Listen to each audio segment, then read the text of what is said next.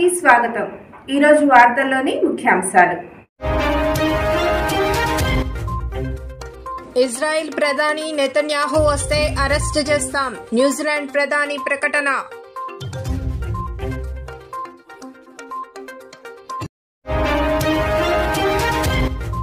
IIT, ఐఐఎంలో 80% పైగా general category అధ్యాపకులే.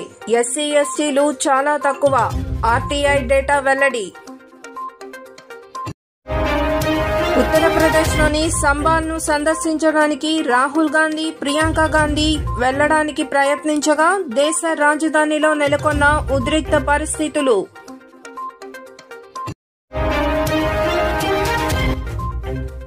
PSLV-C-59 rocket ప్రయోగం సాంకేతిక లోపంతో రేపటికి వాయిదా.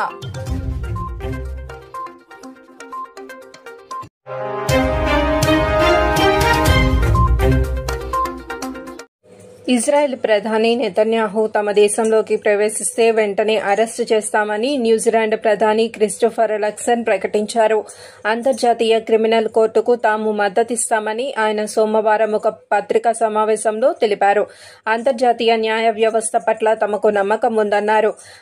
ఐసీసీ ఇటీవల నెతన్యాహు, యోవ్ గాలంట్లకు అరెస్టు వారెంట్లు జారీ చేసిన నేపథ్యంలో ఈ వ్యాఖ్యలు వెలువడ్డాయి. వారిద్దరూ యుద్ధ నేరాలకు పాల్పడ్డారని విమర్శించింది.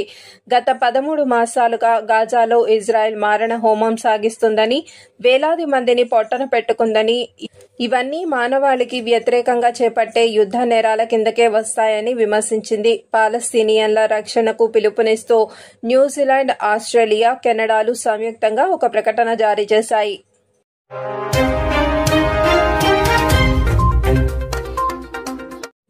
Indian Institute of Technology, Indian Institute of మేనేజ్మెంట్లలో బోధించే అధ్యాపకుల్లో ఎస్సీ, ఎస్టీ వర్గాలకు చెందిన వారు చాలా తక్కువ మందే ఉన్నారు.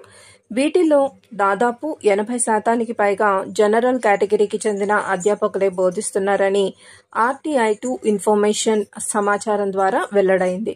2 ఐఐటీలు, 3 ఐఐఎంలో అయితే జనరల్ కేటగిరీ వాటా 90%కి మించిపోయింది.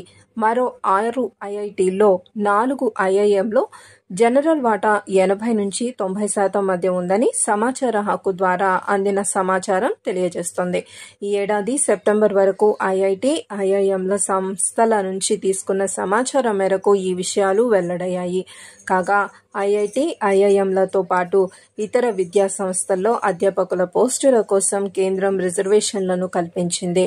ఓబీసీలకు 27%, ఎస్సీలకు 15%, ఎస్టీలకు 7.5% మేర రిజర్వేషన్లు ఇచ్చారు. అయితే వెనుకబడిన తరగతుల వారికి కేంద్రం అవకాశాలు కల్పించినా ఆచరణలో అవి అమలు కావడం లేదు. ఇండోర్ ఐఐఎంలో 109 పోస్టుల్లో 106 పోస్టులు జనరల్ కేటగిరీలో వారితోనే నడుస్తున్నాయి. ఈ ఐఐఎంలో ఎస్సీ, ఎస్టీలకు చెందిన అధ్యాపకులే లేరని RTI తెలిపింది. ఇక ఉదురుపూర్లో కూడా 90%కి పైగా, ఐఐఎం లక్నోలో కూడా 95%కి పైగా జనరల్ కేటగిరీకి చెందిన వారే అధ్యాపకులుగా ఉన్నారు. 6 ఐఐఎంలను పరిశీలించినట్లయితే ఒక్క ఎస్టీ కేటగిరీకి చెందిన అధ్యాపకులు కూడా లేరు. బెంగుళూరు ఐఐఎంలో 85%కి పైగా జనరల్ కేటగిరీ అధ్యాపకులు ఉన్నారు. అందుకే రిజర్వేషన్లకు తగ్గట్టుగా అధ్యాపకుల్ని నియమించాలని అక్కడ నిరసనలు జరిగాయి. ఐఐటి ముంబై, ఐఐటి ఖరగ్పూర్లలో 700కి పైగా అధ్యాపక పోస్టుల్లో 90% పదవుల్లో జనరల్ కేటగిరీకి చెందిన వ్యక్తులే ఉన్నారు. మండి, గాంధీనగర్, కాన్పూర్, గౌహతి, ఢిల్లీ ఐఐటీల్లో కూడా ఇదే పరిస్థితి నెలకొంది. 80 నుంచి 90% మేర జనరల్ కేటగిరీ వారే అధ్యాపకులుగా ఇక్కడ ఉన్నారు. మొత్తం 13 ఐఐఎంలలో 82.8% మంది అధ్యాపకులు జనరల్ కేటగిరీ వారు ఉండగా కేవలం 5% ఎస్సీ, 1% ఎస్టీ, 9.6% మంది ఓబీసీ, ఆర్థికంగా బలహీన వర్గాలు, వికలాంగుల కోటాలకు చెందిన వారు అధ్యాపకులుగా ఉన్నారు. 21 ఐఐటీల్లో 80% general category, 6% SC, 1.6% ST, 11.2% OBC, EBC, వికలాంగుల కోటాలకు చెందిన అధ్యాపకులు ఉన్నారు. మొత్తంగా ఐఐటీలో కానీ ఐఐఎంలో కానీ ఇంచుమించుగా ఇదే గణాంకాలు ఉన్నాయి. అయితే దేశవ్యాప్తంగా ఐఐటి ఐఐఎంలన్నింటిలో ఇదే పరిస్థితి నెలకొందని కూడా చెప్పలేమని ఆర్టీఐ పేర్కొంది. పాట్నా ఐఐటి అధ్యాపకుల్లో 38% ఓబీసీ, ఎస్సీలు 22%, ఎస్టీలు 13%, జనరల్ కేటగిరీ 12% మందే ఉన్నారు. బిలారు, ఇండోర్ ఐఐటిలో 50% మంది జనరల్ కేటగిరీ అధ్యాపకులు ఉన్నారు.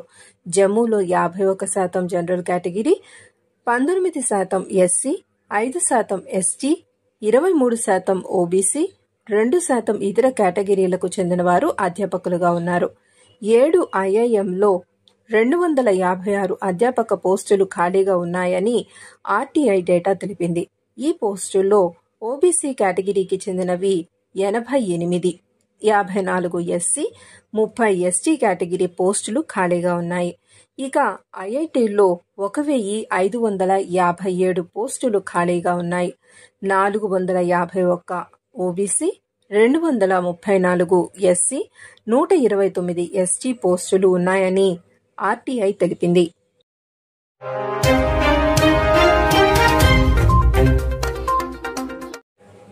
ఉత్తరప్రదేశ్లోని సంబాల్ను సందర్శించడానికి, అక్కడి బాధితులను పరామర్శించడానికి లోక్సభలోని ప్రతిపక్ష నేత రాహుల్ గాంధీ, కాంగ్రెస్ ఎంపీ ప్రియాంక గాంధీ వాద్రా సంబాల్ను సందర్శించడానికి ప్రయత్నించారు. దీనికి కారణం మొన్నటి వరకు అల్లర్లు, హింసాత్మక పరిస్థితులతో అట్టుడికింది సంబాల్. అక్కడి షాహీ జమా మసీదులో సర్వే నిర్వహించడానికి న్యాయస్థానం ఆదేశించడం దీనికి కారణమైంది. దాదాపు 500 సంవత్సరాల చరిత్ర గల మసీదు ఇది. అంతకుముందు అక్కడ శ్రీహరి ఆలయం ఉండేదని, మొఘలుల కాలంలో దాన్ని కూలగొట్టి మసీదును నిర్మించారంటూ పిటిషన్లు దాఖలైన నేపథ్యంలో కోర్టు సర్వే నిర్వహించడానికి అనుమతినిచ్చింది. తొలి సర్వే శాంతియుతంగా కొనసాగినప్పటికీ రెండో విడతలో మాత్రం హింస చెలరేగింది. న్యాయస్థానం ఆదేశాల మేరకు సర్వే చేపట్టడానికి కిందటి నెల 24వ తేదీన పురావస్తు శాఖ అధికారుల బృందం సంబాలకు రావడంతో చెలరేగిన అల్లర్లు రోజుల తరబడి సాగాయి. అక్కడ చెలరేగిన ఘర్షణల్లో 5 మంది మరణించారు, పలువురు గాయపడ్డారు. సుదీర్ఘ కాలం పాటు కర్ఫ్యూ కొనసాగింది. ఇప్పటికీ అక్కడ 144 సెక్షన్ అమలులో ఉంటోంది. ఈ అల్లర్లలో మరణించిన వారి కుటుంబ సభ్యులను పరామర్శించడానికి ఈ ఉదయం రాహుల్ గాంధీ, ప్రియాంక గాంధీ వాద్రా అఖిల భారత కాంగ్రెస్ కమిటీ ప్రధాన కార్యదర్శులు, ఉత్తరప్రదేశ్కు చెందిన కాంగ్రెస్ పార్టీ సీనియర్ నాయకులు బయలుదేరారు. ఈ మధ్యాహ్నానికి వారంతా సంబాల్కు చేరుకోవాల్సి ఉంది. మార్గ మధ్యలో వారిని పోలీసులు అడ్డుకున్నారు. ఢిల్లీ, ఉత్తరప్రదేశ్ సరిహద్దుల్లో ఘాజీపూర్ వద్ద జాతీయ రహదారిపై బారికేడ్లను అడ్డుగా పెట్టారు. కార్లలో ర్యాలీగా తరలిన రాహుల్ గాంధీ, ప్రియాంక గాంధీ సహా కాంగ్రెస్ పార్టీ నాయకులు ముందుకు కదలకుండా వేల సంఖ్యలో పోలీసులను మోహరింపజేసింది ప్రభుత్వం.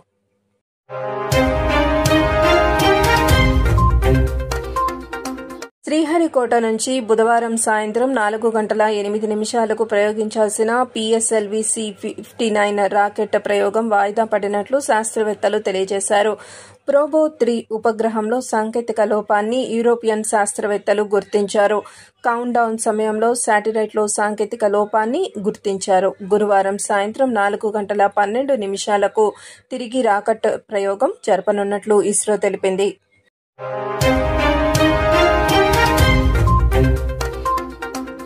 వార్తలు ఇంతటితో సమాప్తం. చూస్తూనే ఉండండి పీపుల్స్ పల్స్. సామాన్య ప్రజల గుండె సవ్వడి, ప్రజానాడి. చూస్తూ ఉండండి పీపుల్స్ పల్స్.